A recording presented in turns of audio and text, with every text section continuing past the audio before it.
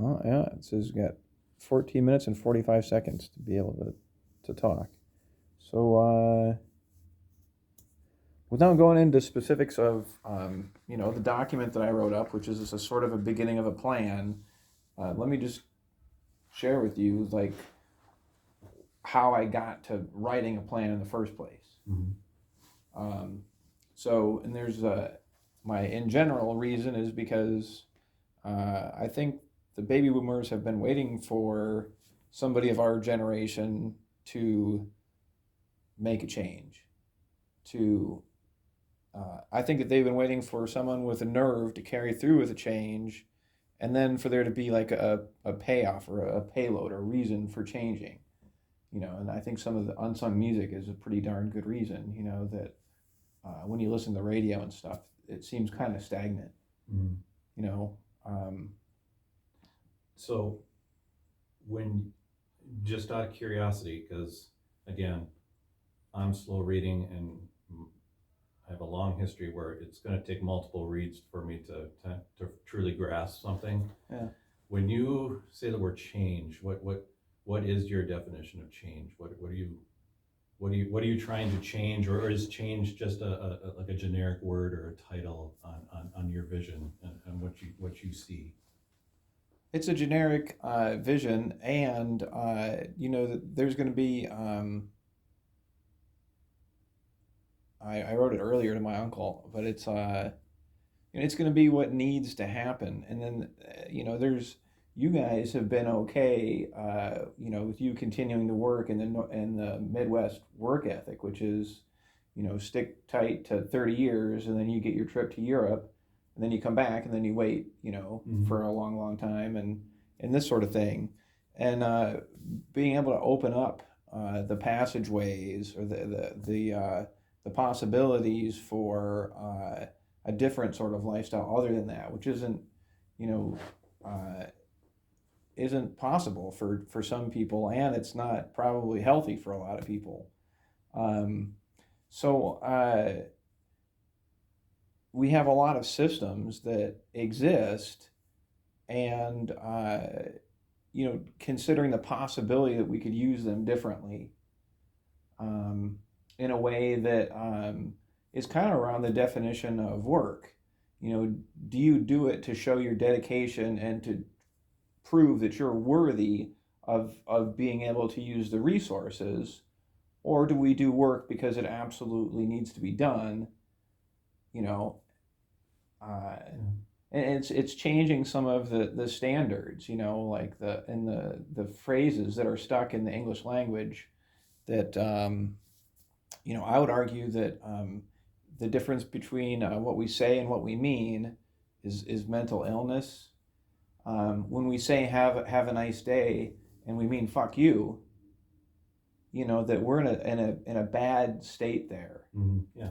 That and that those sort of things, and some of the you shouldn't sleep during the day, and these sorts of things, when a lot of people to reach um, you know their potential should sleep until they can't sleep anymore, and that since there isn't enough work anyway, that shouldn't be so demonized.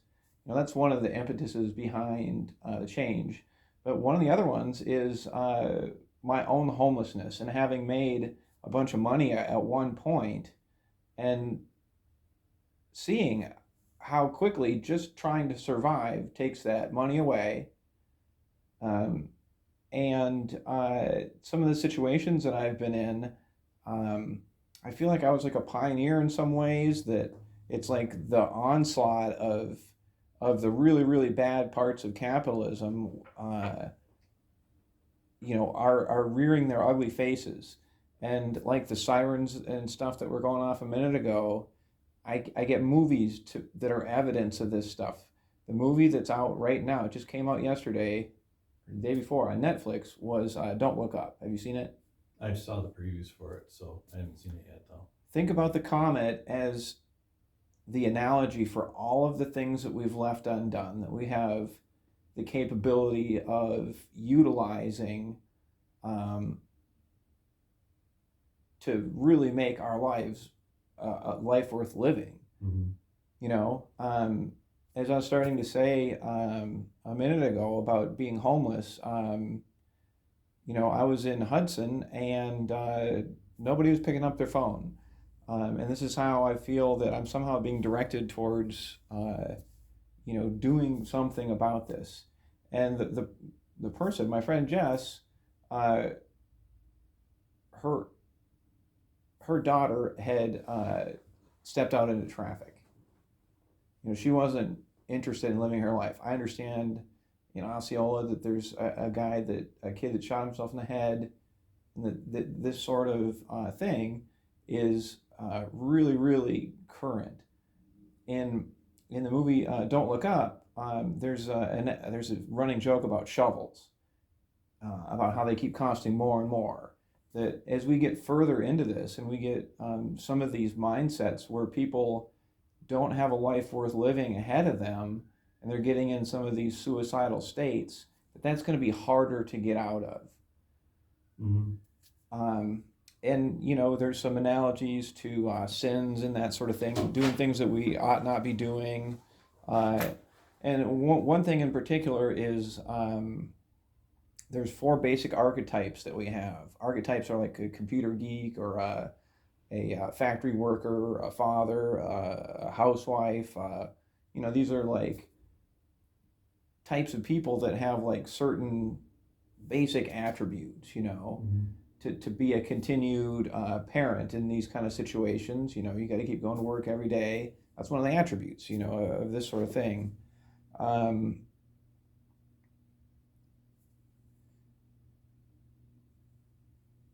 so there's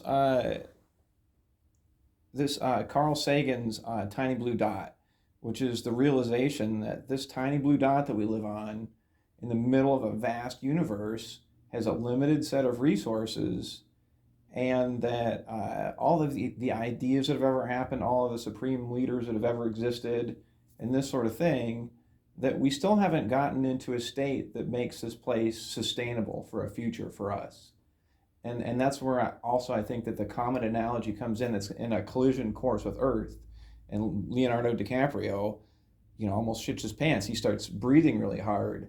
This is how I felt for a really long time. And there's a story that I want to go into that has to do with my Army career related to this. Mm-hmm. That is a similar sort of realization. So he's an astrophysicist that is doing the math. They're excited because they found a comet. They found a discovery. Woo! That Yeah. their jobs are really paying off with this telescope and stuff. And then they're super excited about it, and they're writing out the sequences and stuff, and they're like, well, what's its trajectory? How fast is it going? How close is it going to pass to Earth? And then Leonardo DiCaprio is like the professor with a bunch of students at this telescope. And they ask him, as he's like writing the numbers, you see him on the whiteboard, and they're like, why are the numbers getting closer to zero? Yeah. He starts breathing hard, and he realizes it's on a collision course. Mm-hmm. And let me just, before ruining the rest of the movie, which is really, really hard to watch, I know the premise of it, so let me tell you about my Army career. You might remember back in the day, I'd dye my hair green, and I'd go up to college in Superior, and I'd try to pay for my tuition up there and this sort of thing. And I had a night job, whatever. So I was making $172 a month. I signed up in the Army for computers. I took a test called the ASVAB test. I scored really high on it. I figured out the scenarios behind this person works for this person is this person's whatever, a bunch of interconnected stuff that somebody was compelled to put on a test. I took the test, scored high enough on it that they gave me not the job that I asked for. I was just trying to do something in computers because I like programming. I would get out, it's my right livelihood, as a matter of fact. I would get out of bed in the morning and I would do it for free because I enjoy doing it so much. So they decided instead to give me a job fixing cryptographic gear. Now, just hear me out here. Fixing this cryptographic gear, which is a super long job training for, and they gave me a ridiculous high security clearance. It's way above secret. I remember you disclosing what you could, and So let me keep going here because we only have 4 more Sure. minutes. I want to get Sorry. this whole thing. I'm just gonna have to say it straight out to be able to get it all in the last 4 minutes Yeah, here. sorry. No worries.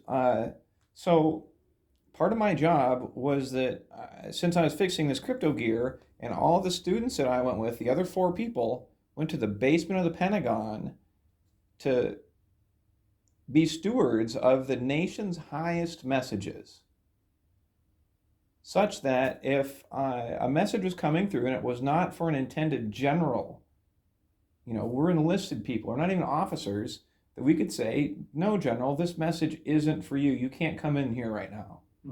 Because of the nature of that, here's part of my job description. And it sounds like a crazy non-connection. To me, it does, because it seems as unbelievable as the comet hitting the Earth. Part of that, the stipulations of that, and I can see this from an authority point of view, was that if the base is overrun, people in my position are supposed to be executed.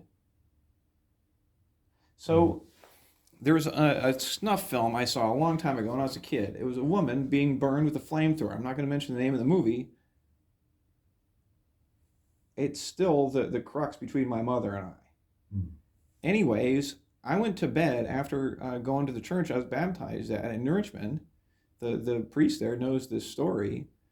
That I went to sleep one night, pretty recently, with the realization that because our base here on Earth was being overrun, and that I could see the situations of new children happening in these unfortunate situations, that we were in a pretty bad state. And I went to bed one night thinking that my destiny was to follow out with that the base had been overrun, and to follow through with my own execution with the battalion commander of my military intelligence unit. So after that, Jason, I went to bed, and I wasn't smoking marijuana at the time. I wish I was, so I could have gone to sleep. I was able to go to sleep, but I felt like I felt when I had high blood pressure. My body was puffed out. I was super. I thought that this is what I needed to do to turn things around from what I thought that we were being overrun in the way of this comet. Just this it's slowly coming towards Earth, and they at the end, the walls shatter and everybody's just having dinner, and they're annihilated. Yeah. And then at the end of the movie, only the baby boomers basically make it because they made it out on a space shuttle or whatever. And then the president gets her face eaten off when she's like, "Oh, we're in the future. It's 22,000 years later." She's like, "Oh, there's a big tall bird," and it just goes. That's the end of the movie. And it's like the children didn't make it. It was the rich people from the baby boomer generation. And we have like 45 more seconds. So that was the impetus to say that for me to turn around.